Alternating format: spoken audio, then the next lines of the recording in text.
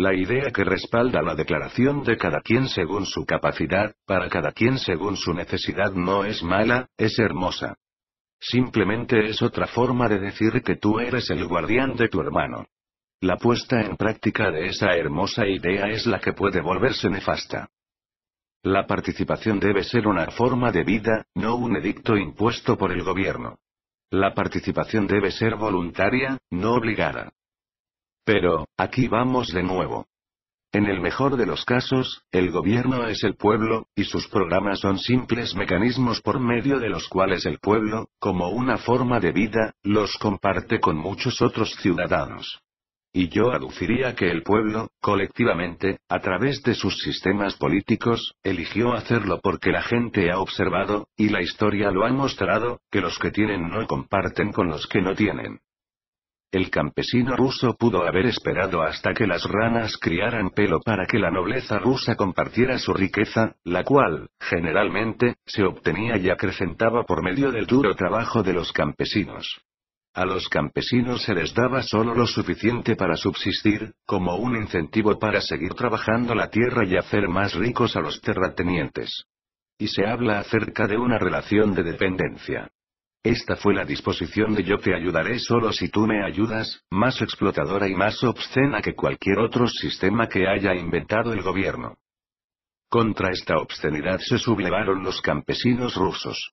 De la frustración del pueblo ante el hecho de que los que tienen no darían a los que no tienen por su propia voluntad, nació un gobierno que aseguraba que toda la gente sería tratada por igual. Me recuerda lo que dijo María Antonieta a las masas hambrientas, cubiertas con harapos, que clamaban bajo su ventana, mientras ella descansaba en una bañera revestida con oro sobre una base enjollada, regalándose con uvas importadas denles pasteles. Esta es la actitud contra la que se rebelaron los sometidos. Esta es la condición que causa revoluciones y crea gobiernos de la llamada opresión. A los gobiernos que les quitan a los ricos y les dan a los pobres se les llama opresores, mientras que los gobiernos que no hacen nada mientras los ricos explotan a los pobres son represivos. Pregúntales a los campesinos de México incluso hoy en día. Se dice que 20 o 30 familias, la élite de los ricos y poderosos, dirigen literalmente el país debido principalmente a que son dueños de él. Mientras 20 o 30 millones viven en la miseria absoluta. En 1993-1994 los campesinos emprendieron una revuelta, buscando obligar al gobierno elitista a que reconociera su deber de ayudar a la gente, y proporcionarle los medios para una vida de una exigua dignidad por lo menos. Hay una diferencia entre los gobiernos elitistas y los gobiernos de, por y para el pueblo. ¿Acaso los gobiernos del pueblo no son creados por gente enojada y frustrada por el egoísmo básico de la naturaleza humana? ¿No es verdad que los programas del gobierno se crean como un recurso ante la renuencia del hombre a proporcionar un remedio él mismo?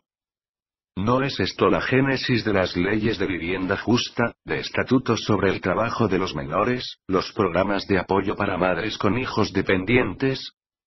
¿No fue la seguridad social del gobierno un intento para proporcionar a los ancianos algo que sus familias no querían o no podían proporcionarles?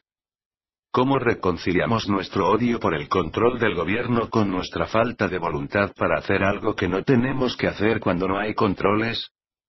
Se dice que algunos mineros del carbón trabajaban bajo condiciones horribles hasta que los gobiernos obligaron a los sucios y ricos dueños de las minas a que limpiaran sus sucias minas. ¿Por qué no lo hicieron los mismos dueños por sí mismos? Porque se habrían reducido sus utilidades. Y a los ricos no les importaba cuántos pobres morían en minas inseguras para mantener el flujo y el crecimiento de las utilidades. Las empresas pagaban salarios de esclavos a los trabajadores principiantes hasta que el gobierno impuso requerimientos de salario mínimo. Aquellos que están a favor de regresar a los días buenos de ayer dicen ¿por qué no? Ellos proporcionaron empleos, ¿no es así? Y a propósito, ¿quién está corriendo el riesgo? ¿El trabajador? No. El inversionista, el dueño, corre todos los riesgos. Por tanto, él debe obtener la mayor recompensa. A cualquiera que piense que los trabajadores, de cuya labor dependen los dueños, deben ser tratados con dignidad, se le llama comunista. A cualquiera que piense que no se les debe negar a las mujeres oportunidades o promociones en el empleo debido simplemente a que son del sexo equivocado se le llama feminista radical. Y cuando los gobiernos, por medio de sus representantes electos, emprenden gestiones para solucionar esos problemas que la gente que posee el poder en la sociedad se niega firmemente a resolver por sí misma, a estos gobiernos se les califica de opresores. Nunca por la población a la que ayudan, por cierto. Solo las personas que se rehúsan a proporcionar la ayuda a ellas mismas. En ningún otro aspecto es esto más evidente que en la atención a la salud. En 1992, un presidente estadounidense y su esposa decidieron que era injusto e inconveniente que millones de estadounidenses no tuviesen acceso al cuidado preventivo de la salud. Ese concepto inició una polémica sobre la atención médica, que arrastró al combate a la profesión médica e incluso y a la industria aseguradora. La verdadera pregunta no es quién tiene la mejor solución, el plan propuesto por el gobierno o el plan propuesto por la industria privada. La verdadera pregunta es por qué la industria privada no propuso su propia solución desde hace tiempo. Te diré por qué. Porque no tenía que hacerlo. Nadie se quejaba. Y la industria estaba impulsada por las utilidades. Utilidades, utilidades, utilidades. Mi punto, por lo tanto, es este: podemos despotricar y gritar y quejarnos todo lo que queramos. La simple verdad es que los gobiernos proporcionan soluciones cuando el sector privado no lo hace. Podemos también afirmar que los gobiernos están haciendo lo que están haciendo contra los deseos del pueblo, pero mientras el pueblo controle al gobierno, como lo hace en un alto grado en Estados Unidos, este continuará produciendo y requiriendo soluciones para los males sociales debido a que la mayoría de los habitantes no son ricos y poderosos, y, por lo tanto, legislan para sí mismos lo que la sociedad no les dará voluntariamente. Solo en los países donde la mayoría de la población no controla al gobierno, este hace poco o nada acerca de las injusticias.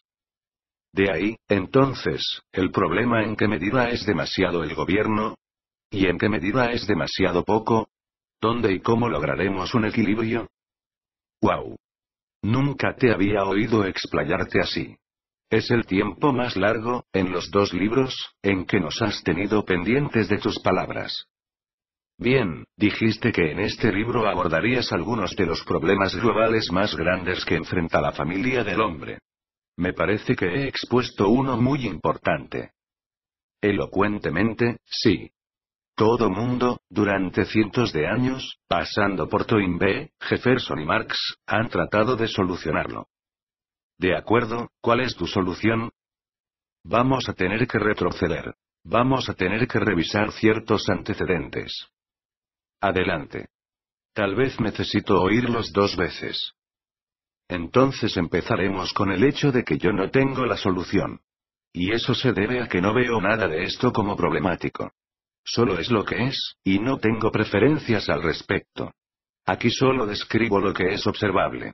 Lo que todos pueden ver fácilmente. Bien, tú no tienes ninguna solución y ninguna preferencia. ¿Me puedes ofrecer una observación? Observo que el mundo todavía tiene que proponer un sistema de gobierno que proporcione una solución total, si bien, hasta ahora, el gobierno en Estados Unidos es el que se ha aproximado más a ese fin. La dificultad es que la bondad y la justicia no son cuestiones políticas, sino morales. El gobierno es el intento humano para imponer la bondad y asegurar la justicia. Sin embargo, solo hay un lugar donde nace la bondad, y ese es el corazón humano.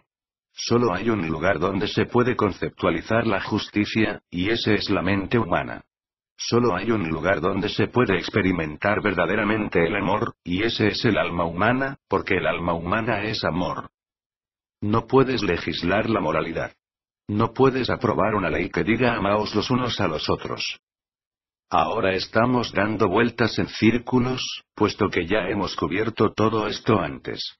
Sin embargo, la discusión es útil, así que sigue trabajando en eso. Incluso es provechoso si cubrimos el mismo terreno 2 o 3 veces. El intento aquí consiste en llegar al fondo del asunto. Ver cómo quieres crearlo ahora.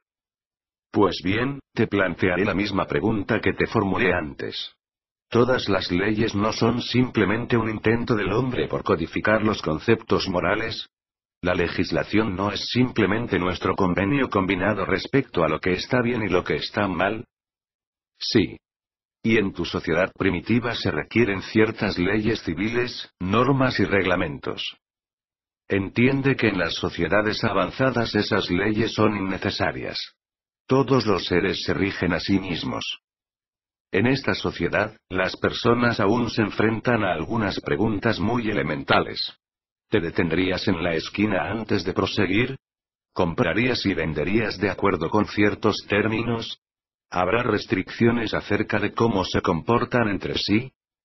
Pero, verdaderamente, incluso estas leyes básicas, prohibiciones contra el asesinato, el perjuicio, el fraude, o incluso pasarse una luz roja, no deben ser necesarias y no serían necesarias si todas las personas en todas partes siguieran simplemente las leyes del amor.